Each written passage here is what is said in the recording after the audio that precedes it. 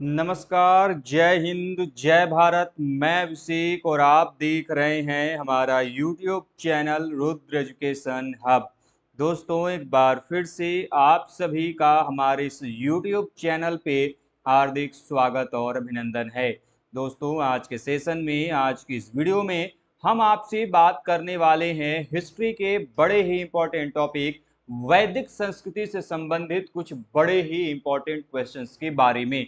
जी हाँ दोस्तों, प्राचीन भारतीय इतिहास का ये टॉपिक आपके एग्जाम में बहुत इंपॉर्टेंट जो क्वेश्चंस हैं यहाँ से पूछे जाते हैं। और आज के इस सेशन में दोस्तों हम इसी टॉपिक से कुछ बड़े ही बेहतरीन प्रश्नों की जो चर्चा है दोस्तों वो करने वाले हैं। इसके पहले कि दोस्तों आज के सेशन की हम शुरुआत करें, जल्दी से दोस्तों आप सभी जुड़ जाइए। चैनल पर नए हैं दोस्तों, चैनल को सब्सक्राइब कर लीजिए, साथ ही बेल आइकन को प्रेस कर लीजिए जिससे कि आपके पास वीडियोस की नोटिफिकेशन सबसे पहले आप सभी तक पहुंचती रहे। साथ में दोस्तों में ये भी बता दीजिए कि क्या आप तक हमारी आवाज और वीडियो क्वालिटी दोनों बेहतर रूप से पहुंच पा रही है या नहीं, जिसके पश्चात दोस्तों जो सेशन है उसे हम स्टार्ट करें। बताएं, क्या आप सभी तक हमारी आवाज और वीडियो क्वालिटी दोनों बेहतर रूप से पहुंच पा रही है? ओके, ठीक है। तो दोस्तों आज जो है कि हम डिस्कस करेंगे वैदिक काल।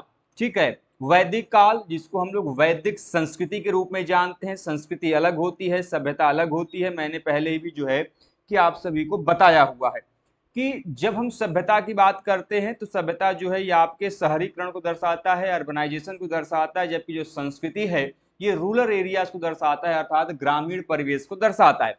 तो क्वेश्चन हम इसी से बात करेंगे। तो सबसे पहला क्वेश्चन जो कि आपको यहाँ पर दिखाई दे रहा होगा, क्वेश्चन क्या है ध्यान से सुनिएगा फिर आंसर कीजिएगा कि निम्नलिखित में से कौन उत्तर वैदिक काल में आर्य संस्कृति के धूर क्षेत्र समझे जाते थे। बात किसकी कर रहा है? लेटर वैदिक पीरियड की कर रहा है। और पोस्ट वैदिक पीरियड कहें या लेटर वैदिक पीरियड कहें, इसमें आर्य संस्कृति का मुख्य क्षेत्र क्या था? अंग या फिर मगध, मगध या फिर विदेह, कुरु या फिर पांचाल, या फिर मत्स्य, या फिर सुरसेन। बताएं इसका सही आंसर क्या होगा। अब आपको पता होगा कि हमारा जो वैदिक काल है इसे हम दो भागों में बांटते हैं। एक जो है जिसे आप ऋग्वैदिक काल कहते हैं, ठीक है, ऋग्वैदिक। और दूसरा जो है जिसे आप उत्तर वैदिक काल कहते हैं, ठीक है, उत्तर वैदिक काल कहते हैं। हालांकि ऋग्वैदिक काल जो है इसे हम पूर्व वैदिक काल के रूप में भी जानते हैं। ठीक है, अर्ली वैदिक पीरियड एंड लेटर वैदिक पीरियड। ठीक है, पूर्व वैदिक काल और उत्तर वैदिक काल, इन दोनों के रूप में जो है यह जाना जाता है। ठीक है, क्लियर है बात? चलिए आगे बढ़ते हैं। तो इसका सही आंसर क्या होगा? बड़ा ही बेसिक सा क्वेश्चन है। इसका सही आंसर होगा ऑप्शन नंबर सी। कुरु और पांचाल जो है ये उत्तर वैदिक काल के मुख्य क्षेत्र जो है जाने जाते थे। ठीक है, अब देखिए समझिएगा आखिर इसका नाम ऋग्वैदिक काल क्यों पड़ा। पहला जो पूर्व वैदिक काल है, क्योंकि इसमें जो स्रोत है, ठीक है, इस काल के बारे में जो जानकारी है वो हमें किससे प्राप्त होता है? तो जो हमें हमारा जो सबसे प्राचीनतम वेद है ऋग्वेद, यही आपका इस काल का सबसे सर्वप्रमुख स्रोत के रूप में जाना जाता है। सो दैट्स वाई हम इसे पूर्व वैदिक काल को ऋग्वैदिक काल के रूप में भी जानते हैं। अगला क्वेश्चन कि गोपथ ब्राह्मण किस वेद से संबंधित है। अब आप सभी जानते हैं कि हमारे यहाँ पर जो वेद हैं, हर एक वेद का जो है कि अपना क्या है, ब्राह्मण ग्रंथ है। ठीक है, तो क्वेश्चन आपसे एग्जाम में कई बार आते हैं क्रॉस मैचिंग के लिए, या फिर आते हैं कि कौन से ग्रंथ का कौन सा ब्राह्मण ग्रंथ है। तो गोपथ ब्राह्मण जो है, इस गोपथ ब्राह्मण का संबंध जो है ये निम्नलिखित में से किस वेद से जोड़ा जाता है? तो ऑप्शन आपके सामने दिए गए हैं, यजुर्वेद से, ठीक है, ऋग्वेद से, अथर्ववेद से, या फिर सामवेद से। बताएं भाई, गोपथ ब्राह्मण का जो संबंध है यह किस वेद से जोड़ा जाता है? चार आपके वेद हैं, आपको पता होगा हर एक वेद का अपना ब्राह्मण ग्रंथ है, अपने उपनिषद हैं, अपने आरण्यक हैं, अपने जो उनके पुरोहित हैं वो हैं, और अपने उपवेद हैं। ठीक है, तो फिलहाल अभी हम यहाँ पे बात करेंगे कि जो गोपथ ब्राह्मण है उस वह किस वेद का ग्रंथ माना जाता है। गोपथ किसका है? वेरी गुड, बहुत बढ़िया आंसर दिया है शाही जी ने, अथर्ववेद का। किसका है? अथर्ववेद का है। अब मैं आपको सभी जो वेद हैं उनसे संबंधित ब्राह्मण ग्रंथों के मैं नाम बता देता हूं। सबसे पहला और सबसे प्राचीनतम वेद माना जाता है आपका ऋग्वेद, ठीक है। और इस ऋग्वेद का जो आपका ब्राह्मण ग्रंथ है वह कौन सा है, वह है आपका ऐतरेय ब्राह्मण, ठीक है। और दूसरा है आपका कौशितकी ब्राह्मण। ऐतरेय ब्राह्मण और कौशितकी ब्राह्मण, यह जो दोनों हैं यह आपके ऋग्वेद के वेद माने जाते हैं, ठीक है। वहीं पे यदि मैं बात करता हूं यजुर्वेद का, ये एक ऐसा वेद है जो कि जिसमें यज्ञ के विधि विधानों से संबंधित जो प्रावधान है वह हमें दिखाई देता है, ठीक है। यह जो है आपके, इसके भी दो आपके ब्राह्मण ग्रंथ है, जिसे आप तैतरीय ब्राह्मण, तैतरीय ब्राह्मण, और दूसरा जिसे आप सतपथ ब्राह्मण के नाम से जानते हैं, ठीक है। इसके अलावा यदि मैं बात करता हूं तो तीसरा आपका वेद है सामवेद, जिसे हम भारतीय संगीत के जनक के रूप में जानते हैं, जो कि कविता के रूप में लिखा गया है। एकमात्र ऐसा वेद है जो कि पद्य में लिखा गया है, ठीक है। बाकी जो आपके वेद हैं मुख्यतः गद्य में अर्थात स्टोरी लाइन में लिखे जाते हैं, जबकि जो सामवेद है वो किस में लिखा गया है, पद्य में, आपके पोइटिक फॉर्म में लिखा गया। यजुर्वेद ऐसा एक वेद है जो कि गद्य और पद्य, ठीक है, प्रोज एंड पोइट्री दोनों फॉर्म में लिखा गया है, ठीक है। खैर सामवेद की हम बात करते हैं तो इसका जो आपका ब्राह्मण ग्रंथ है उसका नाम क्या है, उसका नाम है पंचविश ब्राह्मण। इसी को जो है कि तांड्य ब्राह्मण भी कहा जाता है, तांड्य ब्राह्मण भी कहते हैं, ठीक है। इसके अलावा जो अंतिम और सबसे नवीन वेद है वो है आपका अथर्ववेद, और अथर्ववेद का ही आपको जो कि मैंने अभी बताया वो है आपका गोपथ ब्राह्मण। अब आपको ये जानना चाहिए कि ये जो पहले के तीन वेद आपको दिखाई दे रहे हैं, ऋग्वेद यजुर्वेद सामवेद, इनको जो है कि वेद त्रयी कहा जाता है, अर्थात जो मूल वेदों की संख्या थी वो कितनी थी, तीन थी। मूलतः वेद तीन थे, बाद में जो है कि अथर्वा ऋषि के द्वारा लिखा गया जो वेद अथर्ववेद है, बाद में वो चौथे वेद के रूप में उसे हम जानते हैं। तो अथर्ववेद सबसे बाद में जुड़ता है, अथर्वा ऋषि के द्वारा है, जब हम उसको पढ़ाएंगे तो वहां पे इसके बारे में बताएंगे। अभी कई सारी चीजें हैं, एक एक करके जब वहां पे जाएंगे तो बताएंगे। चलिए अगला क्वेश्चन है कि निम्नलिखित में से वैदिक साहित्य का सही क्रम कौन सा है। आपने वैदिक लिटरेचर पढ़ा होगा, वैदिक लिटरेचर जो कि आपके वैदिक काल के प्रोमिनेंट सोर्सेज के रूप में जाने जाते हैं, तो इनका सही क्रम क्या है, पहले कौन आए और बाद में कौन आते, ठीक है। तो ऑप्शन है वैदिक संहिताएं, ब्राह्मण, आरण्यक, उपनिषद। वैदिक संहिताएं, उपनिषद, आरण्यक, ब्राह्मण। वैदिक संहिताएं, आरण्यक, ब्राह्मण, उपनिषद। वैदिक संहिताएं, वेदांग, आरण्यक या फिर स्मृतियां। बताएं इसका सही आंसर क्या होगा।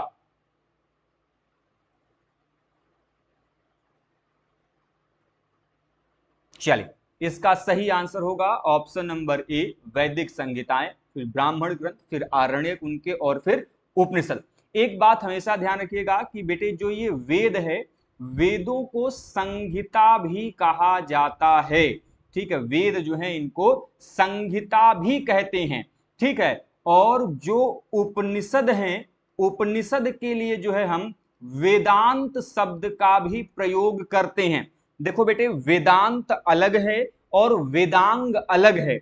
वेदांत यहां पे मैंने तलवार वाला त प्रयोग किया है, तो जहां पे वेद का अंत होता है उस वहीं से आपको उपनिषद की जानकारी मिलती है, तो इनको वेदांत कहते हैं। और जो वेदांग है वो 6 हैं, उनकी संख्या अलग है, उनको इसलिए कंफ्यूज मत होइएगा।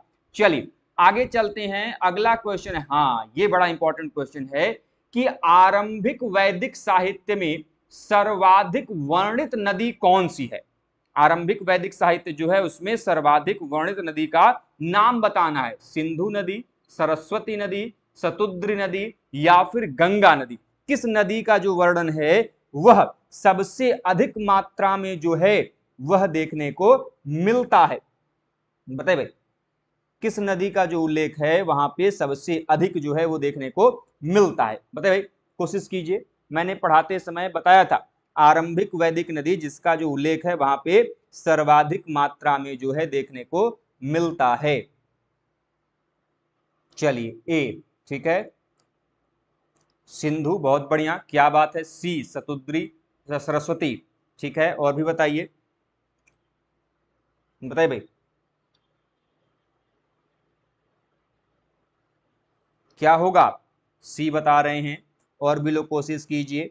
सर्वाधिक जो उल्लेख है वो किसका मिलता है? देखिए भाई, समझने का प्रयास कीजिएगा। सबसे अधिक जो उल्लेख है वह मिलता है सिंधु नदी का। ठीक है, जिस सबसे पवित्र नदी यदि पूछा जाए, सर्वाधिक पवित्र नदी जिसे नदी तमा भी कहा गया है, वह होगा आपका नदियों में उत्तम, तो वो होगा आपका क्या? सरस्वती नदी। ठीक है, सर्वाधिक पवित्र नदी कहा गया है, इसको नदी तमा भी कहा गया है। ठीक है, इसके अलावा जो आपके गंगा का उल्लेख कितनी बार आता है, ये बड़ा इंपॉर्टेंट है। गंगा का जो उल्लेख है यह वहां पर एक बार, गंगा जो है उसको एक बार जो है उल्लिखित बताया गया है। जबकि यदि हम बात करते हैं यमुना का, तो यमुना का जो उल्लेख है वह हमें 3 बार जो है वह देखने को मिलता है। ठीक है, अब एक बात हमेशा ध्यान में रखिएगा कि गंगा का एक बार, यमुना का 3 बार उल्लेख मिलता है, वो भी कहां पे? तो इनके 10वें मंडल में, ऋग्वेद का जो 10वां मंडल है उसमें जो है इसका जो उल्लेख है वह हमें देखने को मिलता है। ठीक है, अच्छा एक चीज और बता दूं कि आपके ऋग्वेद में नदियों के कई सारे नाम मिलते हैं। जैसे आपको क्वेश्चन पूछा जाता है कि झेलम का नाम वहां पे क्या मिलता है, कुछ इंपॉर्टेंट मैं बता देता हूं। जैसे परुष्णी, जिसे वर्तमान में आप किस नाम से जानते हैं? ठीक है, झेलम जो है वह आपके पहले किस नाम से जानता था? वितस्ता। किस नाम से? वितस्ता के नाम से जानते थे। परुष्णी जो कि रावी नदी के तट पे, इसको जहां पे जो दसराज युद्ध हुआ था। ठीक है, जो आपको सतुद्री है इसको आप सतलज के नाम से जानते हैं, वर्तमान का सतलज नदी है। ठीक है, इसके अलावा यदि मैं बात करता हूं तो क्वेश्चन पूछा था कि सरस्वती को पहले किस नाम से जानता था? सरस्वती, ये जो है आपका घग्गर के नाम से जाना जाता था। ठीक है, चलिए तो जल्दी से एक बार वीडियो को लाइक कर दीजिएगा। चैनल पर नए हैं दोस्तों, चैनल को सब्सक्राइब जरूर से कीजिएगा। लीजिए, आ गया, एक तरफ वैदिक नदियों के नाम दिए गए हैं और उनके जो है कि दूसरी तरफ उनके जो आधुनिक नाम है वो दिए गए हैं। इनको क्या करना है? आपको मैच कराना है। पहले जो है कुंभा, परुष्णी, सदानीरा, सतुद्री, दूसरी तरफ गंडक, काबुल, रावी और सतलज। मैंने अभी बताया सतुद्री क्या है? सतलज है। परुष्णी क्या है? रावी है। तो बी का 3 कहां पर दिखाई देता है? एकमात्र ऑप्शन है ऑप्शन नंबर बी में, बी का 3 है। ठीक है, तो कुंभा जो है वो क्या होगा? काबुल को कहा गया है। ठीक है, आपका सदानीरा, परुष्णी जो है वो आपका रावी है। ठीक है, सदानीरा आपका गंडक है और सतुद्री जो है वो सतलज के लिए जानी जाती है। So the right answer is option number B. ठीक है, देखिए बहुत सारी है। वहां पे जो गोमती नदी है, गोमती नदी है, उसके लिए किस शब्द का प्रयोग किया गया है? गोमल। क्या है? गोमल। ठीक है, इसके अलावा सिंधु को सिंध कहा गया है। ठीक है, ब्यास नदी को क्या कहा गया है? विपाशा। ब्यास को क्या कहा गया है? विपाशा कहा गया है। विपाशा नाम से उसका उल्लेख जो है देखने को मिलता है। ठीक है, आपका जो सदानीरा है एक्चुअली में ये गंडक का नाम है। ठीक है, गंडक। ठीक है, गंडक नदी को पहले सदानीरा कहा जाता था। तो ऐसे ही जो नाम है वहां पर देखने को मिलते हैं। चलिए आगे चलते हैं अगले क्वेश्चन की तरफ। हाँ, निम्नलिखित वैदिक देवताओं में किसे उनका पुरोहित माना गया है? बहुत इंपॉर्टेंट।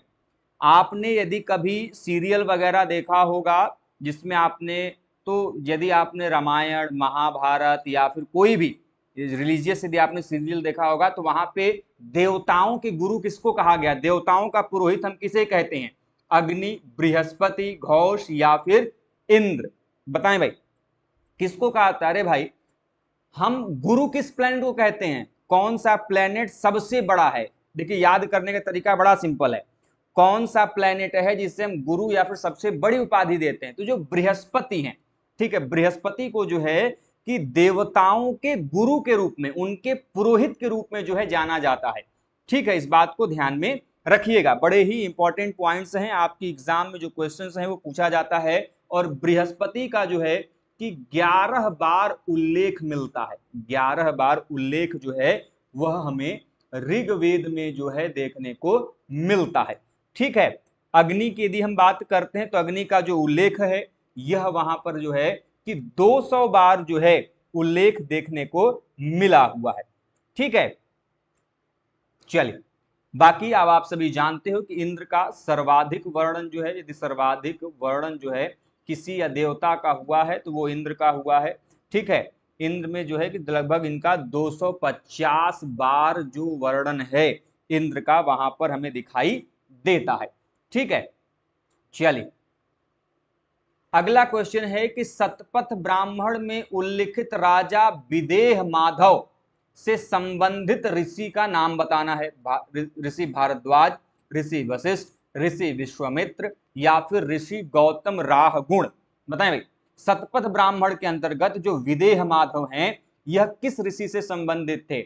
ऋषि भारद्वाज से, ऋषि वशिष्ठ से, ऋषि विश्वामित्र से, ठीक है, ऋषि राहगुण से, किससे जो है कि इनका संबंध माना जाता है। हालांकि ये इतना इंपॉर्टेंट आपके एग्जाम के लिए नहीं है, ठीक है, इसलिए इसको यदि आप स्किप भी करते तो कोई दिक्कत नहीं होगा। द राइट आंसर इज ऋषि राहगुण। हाँ, ये बड़ा इंपॉर्टेंट है। अभी मैंने बताया कि निम्नलिखित में से किस नदी को ऋग्वेद में मातेतमा, देयतमा एवं नदीतमा नाम से संबोधित किया जाता था। ये मैंने अभी बताया तुरंत, कुछ देर पहले जब मैं नदियों को पढ़ा रहा था। सिंधु नदी को, सरस्वती नदी को, वितस्ता नदी को या फिर यमुना नदी को। बताएं भाई, किस नदी को जो है कि वहां पे नदीतमा कहा गया है? नदीतमा मतलब किसको जो है कि वहां पर नदियों में उत्तम कहा गया है। ठीक है, सबसे पवित्र नदी, सबसे पवित्र जो नदी है यह किसे कहा गया है? तो सबसे पवित्र नदी जो है यह हम सरस्वती नदी है। जी हाँ, बिल्कुल, करण जी ने बिल्कुल सही आंसर किया है, राजेश जी ने बिल्कुल सही आंसर किया है, छवि जी ने बिल्कुल सही आंसर किया है, बहुत बढ़िया। चलिए आगे चलते हैं। हाँ, अब अगला क्वेश्चन है कि उस जनजाति का नाम बताइए जो ऋग वैदिक आर्यों के पंचजन से संबंधित नहीं है। ये बच्चा वही क्वेश्चन कर पाएगा जिसको जो है कि जो दशराज युद्ध हुआ था, दशराज युद्ध आप सभी जानते हैं। दशराज युद्ध का जो उल्लेख है वह कहां पर मिलता है? हमें ऋग्वेद में मिलता है। ठीक है, यह जो युद्ध है आप सभी जानते हैं, काफी इंपॉर्टेंट है। जो परुष्णी नदी है, जिसे आप रावी नदी कहते हैं, उसी के तट पे यह लड़ा गया था। तो उसमें अब आप सभी जानते हैं, यदि आपने पढ़ा होगा तो पता होगा कि दशराज युद्ध अपने आप में काफी ज्यादा इंपॉर्टेंट है। ठीक है, तो यह दो लोगों के बीच में लड़ा गया था। एक भरत वंश के शासक, भरत वंश के शासक जिनका नाम क्या था? सुदास था। ठीक है, और दूसरा आपके जो 10 अन्य राजा थे, 10 अन्य राजा थे, उनके बीच में यह युद्ध लड़ा गया था। ठीक है, और इस युद्ध में जो विजेता थे वह कौन हुए? विजय किसकी हुई? तो सुदास जो हैं इस युद्ध के विजेता के रूप में इनको विजय प्राप्त हुई थी। आप सभी जानते हैं, काफी इंपॉर्टेंट है। ठीक है, और इसका उल्लेख कहां मिलता है? तो इसका उल्लेख जो है ऋग्वेद के जो 7वें मंडल में जो है इसका उल्लेख प्राप्त होता है। अच्छा, एक बात और भी मैं बता दूं, हालांकि मैं उतनी डिटेल में नहीं जा रहा हूं, लेकिन फिर भी आप जान लीजिए कि जो राधा सुदास हैं, एक्चुअली ये युद्ध हुआ क्यों था? जो दशराज युद्ध है, इस राजा सुदास के पुरोहित थे कौन? विश्वामित्र। उन्होंने जो है कि विश्वामित्र को जो है कि अपने पुरोहित के पद से हटाकर उस पर नियुक्ति किसकी की? वशिष्ठ की नियुक्ति की। ठीक है, जिसकी वजह से सुदास के द्वारा जब अपमानित किया गया तो विश्वामित्र ने जो है, ठीक है, जो 10 राजा थे इनका नेतृत्व कौन भैया? विश्वामित्र थे। और सुदास की तरफ कौन थे भैया? वशिष्ठ मुनि थे। ठीक है, तो यहाँ पे विश्वामित्र ने जो है कि पंचजन जो है इनको प्लस आपके 5 जो लघु जनजातियां थी उनको मिलाकर जो है, कबीले जो है उनको मिलाकर 10 राजाओं को उन्होंने संघ बनाया, और उसके बाद जो है उन्होंने जो युद्ध है वह उन्होंने लड़ा था। ठीक है, अब मैं उन 5 जो जन हैं उनका मैं नाम बता दे रहा हूं भैया। 5 जन जो हैं जिसको हम लोग पंचजन कहते हैं, पंचजन कहते हैं। नाम क्या है? नाम है बेटे अनु। ठीक है, फिर क्या है? द्रुह। ठीक है, फिर क्या है? यदु, यन। ठीक है, अनु, द्रुह, यदु, तुर्वश। ठीक है, तुर्वश। ठीक है, और आपका पुरु, यह आपके पंचजन है। तो इसमें से कौन नहीं है भैया? फिकट, यहाँ पे ऑप्शन में है ना, फिकट नहीं है इसे। अब ये 5 जन है, मैंने बताया, इसके अलावा 5 लघु जनजातियां भी थी। 5 जो है लघु जनजातियां थी, 5 जन थे और 5 लघु जनजातियां, तभी तो 10 होंगे। तो 5 लघु जनजातियां थी कौन, ये भी तो आ सकता है, अनिल, ठीक है, पख्त, भलानस, अनिल हो गया, पख्त हो गया, भलानस हो गया, शिव हो गया, ठीक है, और विषाणिनी, विषाणिनी, ठीक है। तो यह आपके 10 राजा इधर और उधर सुदास, इन दोनों लोगों के बीच में युद्ध होता है और विजय किसकी होती है, सुदास की होती है। ये पूरी लड़ाई होती है पुरोहित के उस पद को लेकर, ठीक है, इस चीज को ध्यान में रखिएगा। चलिए आगे चलते हैं अगले क्वेश्चन की तरफ। हाँ, ये बड़ा इंपॉर्टेंट है। वैदिक कर्मकांड में होता का संबंध किससे है? वैदिक कर्मकांड में होता का संबंध किससे है? ऋग्वेद से, यजुर्वेद से, सामवेद से या फिर अथर्ववेद से? ये क्वेश्चन कैसे संबंधित है बेटे? अब आपको पता होगा कि हर एक वेद का अपना पुरोहित या फिर अध्येता होता था, या फिर हम उसे ही पाठकर्ता बोलते हैं, ठीक है। तो ये आपके एग्जाम में क्वेश्चन पूछा जाता है। तो इसमें पूछ रहा है कि वैदिक कर्मकांड में जो होता है यह किससे संबंधित है? ऋग्वेद, यजुर्वेद, सामवेद या फिर अथर्ववेद? बताओ बेटा, किससे जो है इसका संबंध जोड़ा जाता है? बहुत सिंपल क्वेश्चन है, मैंने पढ़ाते समय आप लोगों को बताया था। बताओ भाई, कल्पना जी ने आंसर किया है ए, ठीक है, और भी कोशिश करें। हमारे जितने भी भाई बहन जुड़े हैं मैं सभी से निवेदन करूंगा कि प्लीज एक बार वीडियो को लाइक कीजिए, चैनल पर नए हैं दोस्तों चैनल को सब्सक्राइब जरूर कीजिएगा। चलिए देखिए, समझिएगा इसका सही आंसर क्या होगा। The right answer is option number A, Rigveda. मैं सभी वेदों के जो पाठ करता हैं उनके मैं नाम जो है मैं बता देता हूं। तो जो ऋग्वेद है उनको होता या फिर होत्री कहते हैं, ठीक है। वहीं पे यदि मैं बात करता हूं यजुर्वेद की, तो जो यजुर्वेद है, यजुर्वेद के पाठकर्ता का नाम क्या है? अर्धव्यु, अर्धव्यु, ठीक है। सामवेद के पाठकर्ता का नाम क्या है? सामवेद में क्या है भैया? गायन है, भारतीय संगीत है, गाने वाला है, तो उसका क्या नाम है? उद्गाता। उसके पाठकर्ता का नाम क्या है? उद्गाता, ठीक है। और बचा आपका अथर्ववेद। अथर्ववेद के पाठकर्ता पुरोहित अध्येता का नाम क्या है? ब्रह्म, ठीक है, ब्रह्म या फिर उसको ब्रह्मा भी कहा जाता है, ठीक है। तो ये चारों आपको ध्यान में होना चाहिए। चलिए आगे चलते हैं अगले क्वेश्चन की तरफ। हाँ, ये बड़ा इंपॉर्टेंट है कि ऋग वैदिक काल में प्रारंभ में निम्न में से किसे महत्वपूर्ण मूल्यवान संपत्ति एवं अघन्य समझा जाता था? जैसे हमारे यहाँ वर्तमान समय में हमारी प्रॉपर्टी सबसे मुख्य चीज क्या है? हमारे पास पैसा है, हमारे पास अपनी करेंसी है, प्रॉपर्टी है, जमीन जायदाद है। लेकिन उस समय सबसे मूल्यवान जो संपत्ति है, ठीक है, वैल्यूएबल एसेट क्या था उसमें? किसको अघन्य कहते थे? ऑप्शन, भूमि को, गाय को, स्त्रियों को या फिर जल को। किसके लिए जो है कि अघन्य शब्द जो है और मूल्यवान संपत्ति जो है उसको जाना जाता था? बताएं भाई क्या होगा?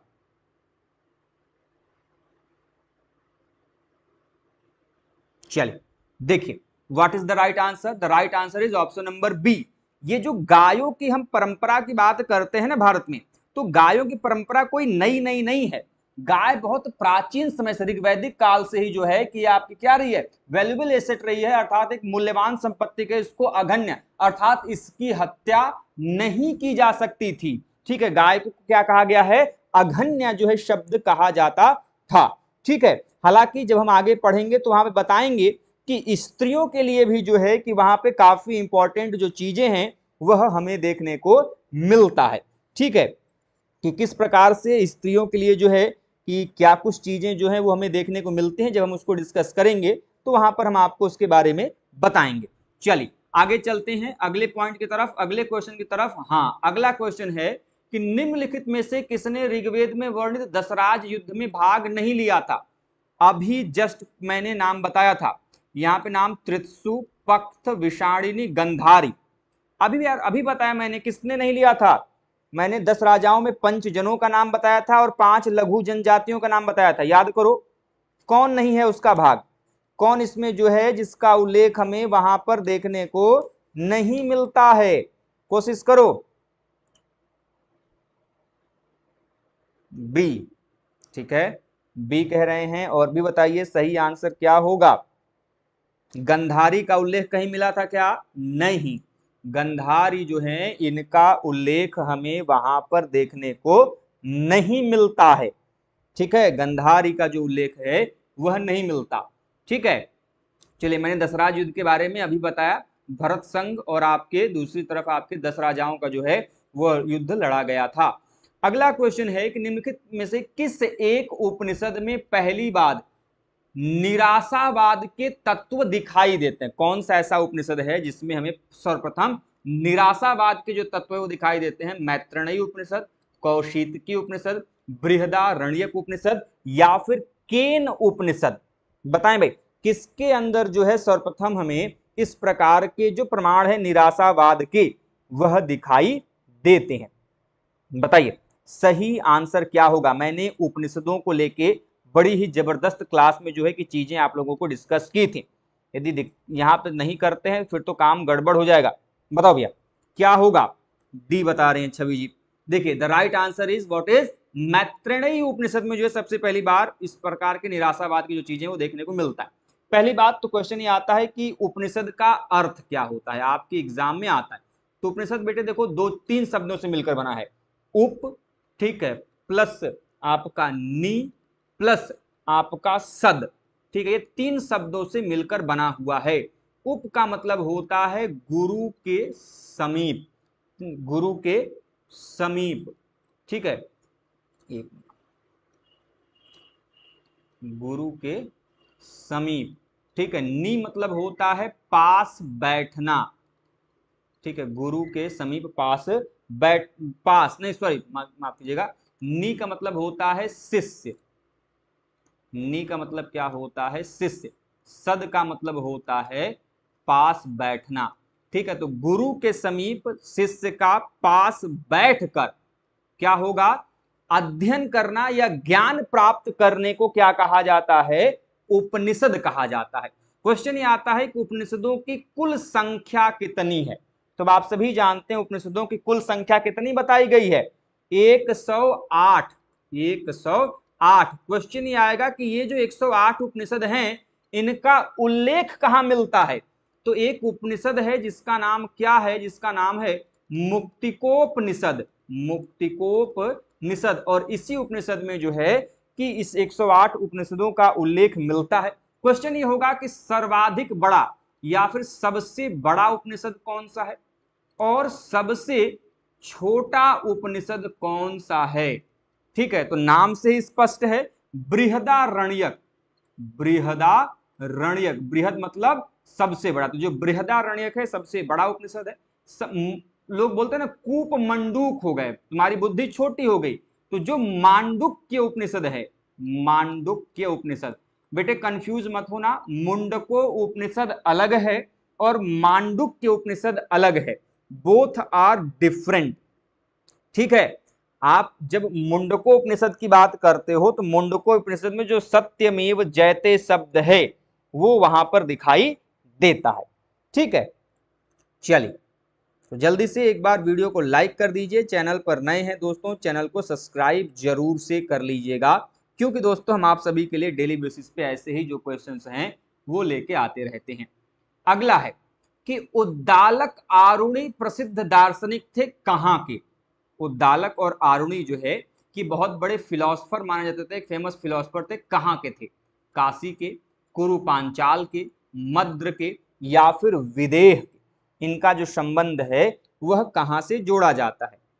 तो इनको जो है इसका सही आंसर क्या होगा?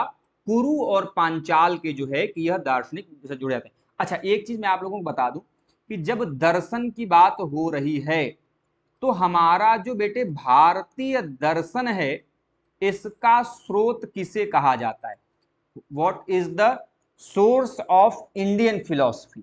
भारतीय दर्शन का स्रोत कहां पर है, जिसमें हम कहते हैं ना कि आत्मा परमात्मा ये बारे में जो जानकारी, जो दर्शन परंपरा, ये कौन सा है? तो जो हमारे जो उपनिषद हैं, ठीक है, ये भारतीय उपनिषद जो हैं ये सबसे क्या माने जाते हैं?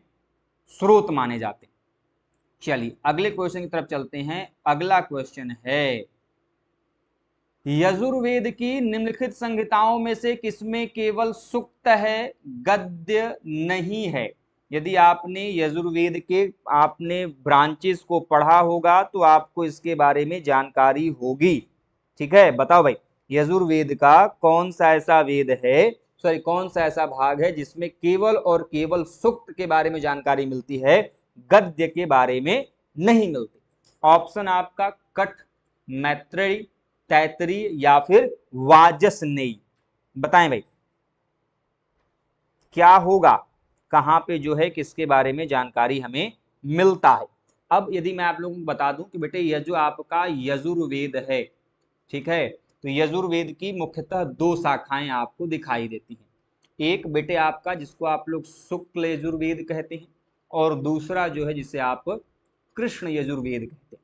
ठीक है, जो शुक्ल यजुर्वेद है ये फर्दर इसके दो भाग हैं, जिसे आप कण्व, ठीक है, कण्व यजुर्वेद, और दूसरा आपका मध्यांदिनी।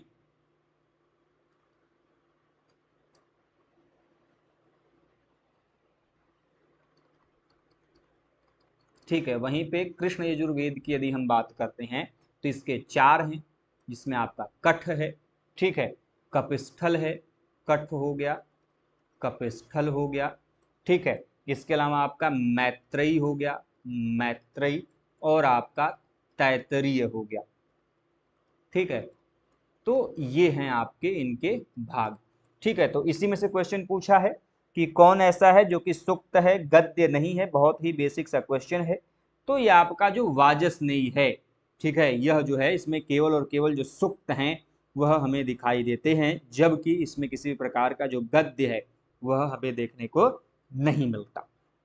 चलिए आगे चलते हैं अगले क्वेश्चन की तरफ। अगला क्वेश्चन है कि गंगा एवं यमुना नदियों का हमें सर्वप्रथम उल्लेख कहां पर मिलता है? गंगा और यमुना नदियों का सर्वप्रथम उल्लेख जो है वह हमें कहां मिलता है? ऋग्वेद में, अथर्ववेद में, शतपथ ब्राह्मण में, या फिर छांदोग्य उपनिषद में? ये तो बहुत बेसिक सा क्वेश्चन है, मुझे नहीं लगता कि इसमें किसी को कोई दिक्कत होनी चाहिए। मैंने अभी कुछ देर पहले जो है कि आप लोगों को इसके बारे में जस्ट बताया। बताओ भाई क्या होगा, कहां पर इसके बारे में जो है सबसे पहले बारे में जो जानकारी है वह देखने को मिलता है? वेरी गुड, बहुत बढ़िया, ऋग्वेद में मिलता है। ध्यान रखिएगा गंगा को जो है वहां पर क्या कहा गया है? जाह्नवी कहा गया। क्या कहा गया है? जाह्नवी कहकर जो है संबोधित किया गया है। गंगा का उल्लेख एक बार, यमुना का उल्लेख 3 बार ऋग्वेद में जो है देखने को मिलता है, वो भी ऋग्वेद के 10वें मंडल में जो है कि उल्लेख यह देखने को मिला हुआ है। ठीक है, चलिए आगे चलते हैं। अगला क्वेश्चन है आपका, हाँ, धुत क्रीड़ा जिस कर्मकांड का अंग थी वह कौन सा अंग कर्मकांड है? अग्निष्टोम, अश्वमेघ, राजसू, या फिर वाजपेय? ये आप सभी जानते हैं, ये सभी क्या हैं? यज्ञ के नाम हैं। यज्ञ के कई सारे प्रकार होते थे, तो उसमें से जो धुत क्रीड़ा है इसको जो है कि किससे जोड़ा जाता है? अग्निष्टोम यज्ञ से, अश्वमेघ यज्ञ से, राजसू यज्ञ से, या फिर वाजपेय यज्ञ से? बताएं भाई।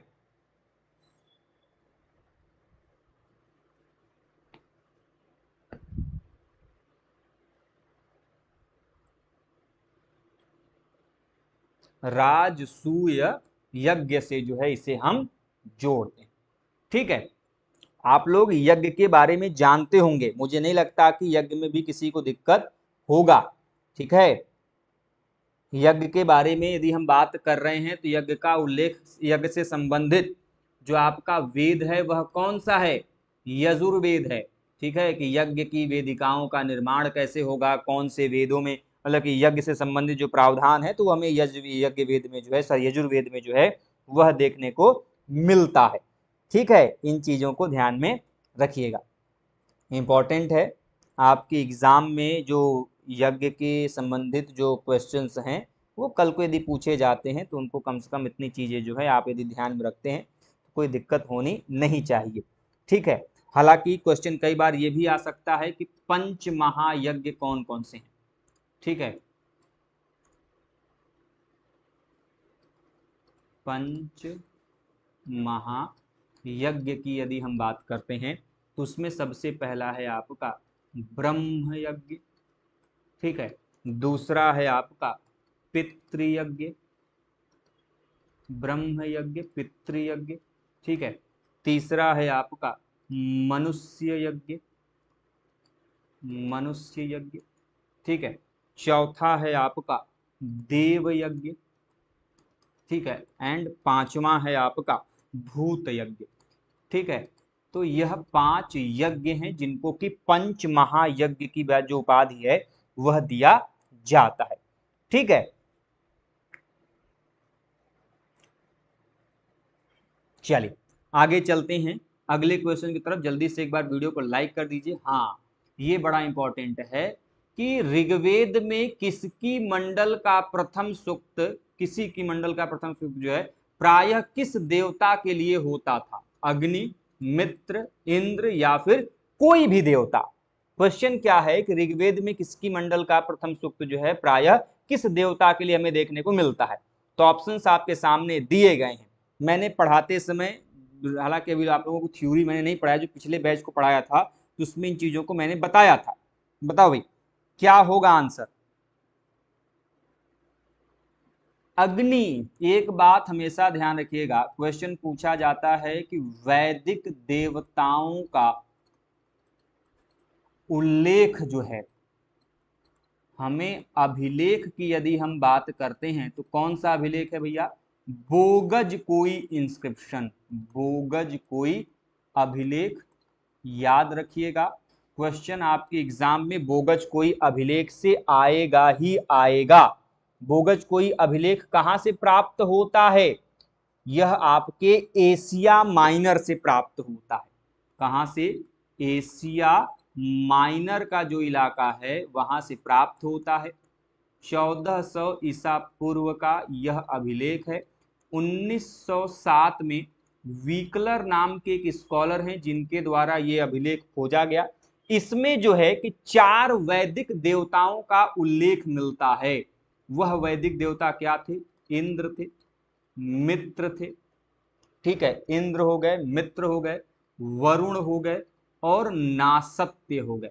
एक्चुअली में नासत्य को जो है हम अश्विनी कुमार के रूप में भी जानते हैं, ठीक है, जिनका उल्लेख हमें दिखाई देता है, ठीक है। तो इसको भी आप ध्यान में रखें। अगला क्वेश्चन है कि बृहदारण्यक उपनिषद, जिस जो कि सबसे बड़ा उपनिषद है, सबसे बड़ा उपनिषद है, तो इस बृहदारण्यक उपनिषद में जो अजात शत्रु है, आपने नाम सुना होगा अजात शत्रु का, को कहां का राजा कहा गया है? काशी, अंग, कौशल या फिर मगध? अजात शत्रु किस वंश का शासक था? बताओ भैया, अजात शत्रु जो है यह किस वंश का शासक था? बताइए, आपने अजात शत्रु के बारे में पढ़ा होगा। बताओ भाई, अजात शत्रु जो है यह किस वंश का शासक था? काफी इंपॉर्टेंट है, पढ़ा होगा आप सभी ने।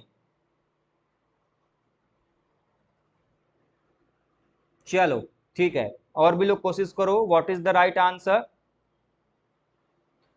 कोशिश करने वालों की हार नहीं होती, डर के नौका पार नहीं होती। काशी का कहा गया है। कहां का? काशी का। ध्यान रखिएगा, अजात शत्रु जो है यह किस वंश के शासक में जाना जाता है? तो हर्यक वंश, ठीक है। हर्यक वंश आप सभी जानते होंगे, जिसे हर्यक वंश को जो है, जिसे हम पितृहंता वंश के नाम में भी जानते हैं, पितृहंता वंश के रूप में भी जानते हैं। और ये जो अजात शत्रु है, ठीक है, ये जो अजात शत्रु है इसका एक नाम था। वह नाम क्या था बेटे? कुणिक। क्या नाम था? कुणिक। आप सभी जानते हैं कि अजात शत्रु के ही शासन काल में क्या हुआ था? प्रथम बौद्ध संगीति का आयोजन किया गया था। प्रथम बौद्ध संगीति जो है, जो कि बुद्ध की मृत्यु के पश्चात हुआ था, यह जो है कि यहाँ पे, कहाँ पे? राजगृह जो है, राजगृह में जो सप्तपर्णी गुफा है, सप्तपर्णी गुफा जो कि बिहार में पड़ता है, राजगृह में, वहां पे जो है कि इसका आयोजन किया गया था, ठीक। और इसकी हत्या उनके पुत्र उदयन ने किया था, ठीक है। चलिए आगे बढ़ते हैं। हाँ, अगला क्वेश्चन है कि उपनिषद युग का राजा अश्वपति कहाँ का शासक था? ऑप्शन कैकेय का, पांचाल का, मत्स्य का या फिर सूरसेन का? बताएं भाई, जो आपका अश्वपति है जो कि उपनिषद आपके युग का राजा था, यह कहाँ के शासक के रूप में जो है हमें दिखाई देता है? यह कहाँ का था भैया? केकेय का। ठीक है, चलिए आगे बढ़ते हैं। अगला क्वेश्चन है, हाँ अभी मैंने बताया 10 राजाओं के युद्ध में भरतों का पुरोहित कौन था? मैंने अभी बताया कि जो दशराज युद्ध है इसका वर्णन कहाँ मिल रहा है? ऋग्वेद का जो 7वां मंडल है वहां मिल रहा है। इसमें युद्ध किसके बीच में हो रहा है? भरत, ठीक है, भरत वंश के शासक जिसका नाम क्या है? सुदास, ठीक है, वर्सेस 10 जो शासक हैं, 10 राजाओं के मध्य जो है यह युद्ध लड़ा जा रहा है। तो क्वेश्चन है कि जो ये भरत संघ हैं इनका पुरोहित कौन था? सुदास का पुरोहित कौन था? विश्वामित्र, वशिष्ठ, अत्रि या फिर भृगु? बताएं भाई, सही आंसर क्या होगा? राजेश जी ने बी कहा है। ठीक है, और भी लोग कोशिश कीजिए। मैंने अभी बताया था कि एक्चुअली में भरत संघ के पहले पुरोहित थे कौन? विश्वामित्र, और जो सुदास हैं उन्होंने विश्वामित्र को हटाकर किसे रख लिया? वशिष्ठ को रख लिया, और विश्वामित्र का अपमान किया, जिससे कि विश्वामित्र ने जो है कि 10 राजाओं का संघ बनाया और सुदास के साथ युद्ध किया। तो 10 राजाओं के जो पुरोहित थे वो थे विश्वामित्र, और भरत संघ सुदास के जो पुरोहित थे वो थे आपके वशिष्ठ। चलिए आगे चलते हैं। अगला क्वेश्चन है, हाँ प्रकाशित ऋग्वेद संहिता किस शाखा की है? जो प्रकाशित ऋग्वेद संहिता है यह किस शाखा से इसका संबंध जोड़ा जाता है? शौनक, आश्वलायन, शाकल या फिर सांख्यायन? बताएं भाई, किससे जो है हम इसे जोड़ते हैं? संहिता जो है कि ऋग्वेद को, वेद को कहा जाता है, संहिता जो शब्द है ये वेदों के लिए प्रयोग में लाया जाता है। ये बड़ा इंपॉर्टेंट क्वेश्चन है। जो आपका प्रकाशित ऋग्वेद है ये किस शाखा से संबंधित है? तो इसका जो साकल शाखा है। हालांकि क्वेश्चन आप लोगों के लिए थोड़ा सा डिफरेंट हो जाएगा। 2 क्वेश्चन और करेंगे हम लोग, ठीक है, 2 क्वेश्चन और करेंगे। इसके बाद क्वेश्चन क्या है कि निम्नलिखित में से किसने आर्कटिक क्षेत्र को आर्य भाषा भाषियों के मूल स्थान होने के सिद्धांत का प्रतिपादन किया था? जैसे में यदि आप लोगों ने कभी पढ़ा होगा तो आपको पता होगा कि आर्य भारत में कहां से आए थे, इसको लेके अलग अलग लोगों ने जो है कि अपने अलग अलग मत दिए थे कि आर्य, किसी ने बोला था कि ये आर्कटिक क्षेत्र से आए थे, किसी ने बोला था कि ये बाहर के क्षेत्र से आए थे। तो ऐसे में आर्यों को लेकर जो ये कहा गया कि आर्य जो है ये आर्कटिक क्षेत्र से आए थे, यह किसके द्वारा कहा गया था? ठीक है, बताएं। ऑप्शंस आपके सामने दिए गए हैं। मैक्स मूलर ने, ठीक है, एडवर्ड मेयर ने, बाल गंगाधर तिलक ने या फिर हर्जफील्ड ने? बताएं भाई। बाल गंगाधर तिलक, जी हाँ, बाल गंगाधर तिलक के द्वारा जो है कि आर्यों को कहा गया कि ये आपके आर्कटिक क्षेत्र से भारत आए, और इन्होंने जो है कि यह जो चीजें हैं वह इनके द्वारा कहा गया था। ठीक है, क्लियर है बात? तो जल्दी से एक बार वीडियो को लाइक कर दीजिए। चैनल पर नए हैं दोस्तों, चैनल को सब्सक्राइब जरूर से कर दीजिएगा। देखिए, हर एक एग्जाम में जो क्वेश्चंस हैं वो अब आपके डे बाय डे क्या किए जा रहे हैं? इंक्रीज किए जा रहे हैं। उनके लेवल जो है वो काफी अच्छे लेवल के जो क्वेश्चंस हैं वो आपसे दिन प्रतिदिन जो है वो पूछे जाते हैं। कम से कम इन चीजों को ध्यान में रखिए कि किसने किस प्रकार का स्टेटमेंट दिया, किसने किससे इसको एसोसिएट किया, क्योंकि जो क्वेश्चंस हैं वो आपके एग्जाम में वो पूछे जाएंगे। ठीक है, चलिए आगे चलते हैं अगले क्वेश्चन की तरफ। अगला क्वेश्चन है कि निम्नलिखित में से कौन सा उपनिषद गद्य में लिखा गया है? अब देखिए, उपनिषद भी मैंने बताया कि उनकी संख्या कितनी है बेटे? 108 उपनिषद हैं, जिनको हम वेदांत कह रहे थे। उनकी संख्या कितनी मैंने बताई थी? 8 उपनिषद जो है मैंने आप लोगों को बताया था पढ़ाते समय, याद होगा आप लोगों को, तो याद होगा, ठीक है। तो उसी में से जो उपनिषद हैं कुछ आपके गद्य में लिखे गए, कुछ पद्य में लिखे गए और कुछ दोनों में लिखे गए। तो इस कठ, बृहदारण्यक और श्वेताश्वर, ठीक है, इनमें से कौन जो है कि वो गद्य में लिखा गया, ठीक है, बताइए भाई क्या होगा, कोशिश कीजिए, बेसिक सा क्वेश्चन है, बताओ भैया कौन सा उपनिषद जो है जो कि गद्य में लिखा गया है। बृहदारण्यक, कौन सा, बृहदारण्यक, मैं नाम लिखवा दे रहा हूं कि पद्य में कौन सा लिखा गया और गद्य में कौन सा लिखा गया, और गद्य एवं पद्य, ठीक है, दोनों में कौन सा लिखा गया, ठीक है। तो यदि हम पद्य की बात करते हैं तो उसमें हो गया आपका मुंडक उपनिषद, ठीक है, श्वेताश्वर उपनिषद, श्वेताश्वर उपनिषद, ठीक है, कठ उपनिषद, ठीक है, और आपका ईशोपनिषद, ईशोपनिषद, ठीक है। गद्य की यदि हम बात करते हैं तो मांडुक्य उपनिषद हो गया, मांडुक्य उपनिषद, ठीक है, ऐतरेय उपनिषद, ऐतरेय उपनिषद, ठीक है, तैतरीय उपनिषद, ठीक है। इसके अलावा आपका बृहदारण्यक उपनिषद, बृहदारण्यक उपनिषद, ठीक है, कौशितकी उपनिषद, छांदोग्य उपनिषद, ठीक है। इसके अलावा गद्य और पद्य में तो 3 हैं, नहीं, एक आपका तो केन उपनिषद है और दूसरा आपका प्रश्न उपनिषद है, ठीक है, इनको ध्यान में रखिएगा। और आज के इस सेशन के अंतिम प्रश्न की तरफ चलते हैं, जो कि मैंने शुरुआत यहीं से किया था कि एक तरफ आपके संहिता, अर्थात ये वेद को संहिता कहा जाता है, तो वेदों के नाम दिए गए हैं, और दूसरी तरफ उनसे संबंधित ब्राह्मण ग्रंथों के नाम दिए गए। तो मैंने सबसे पहले इन्हीं चीजों को जो है कि डिस्कस किया था। तो ऋग्वेद, सामवेद, अथर्ववेद, यजुर्वेद, इधर तैतरीय ब्राह्मण, ऐतरेय ब्राह्मण, गोपथ ब्राह्मण, जैमिनी ब्राह्मण। तो मैंने जो है कि गोपथ ब्राह्मण बताया था, अथर्ववेद से संबंधित है। तो सी का 3 कहां पर दिखाई दे रहा है, सी का 3 एकमात्र है ऑप्शन नंबर डी में, तो और तो कुछ करना ही नहीं है, ठीक है। अब यदि आप ऋग्वेद देखिए तो ऋग्वेद का कौन सा हो जाएगा भैया, ऋग्वेद का आपका ऐतरेय ब्राह्मण हो जाएगा। सामवेद का कौन सा हो जाएगा आपका, सामवेद का जो है कि आपका जैमिनीय ब्राह्मण हो जाएगा, ठीक है। जो आपका अथर्ववेद है गोपथ ब्राह्मण हो जाएगा, और यजुर्वेद का जो है कि आपका तैतरीय ब्राह्मण हो जाएगा, ठीक है। तो मैंने इसके बारे में पूरी जो लिस्ट है वो बताई थी।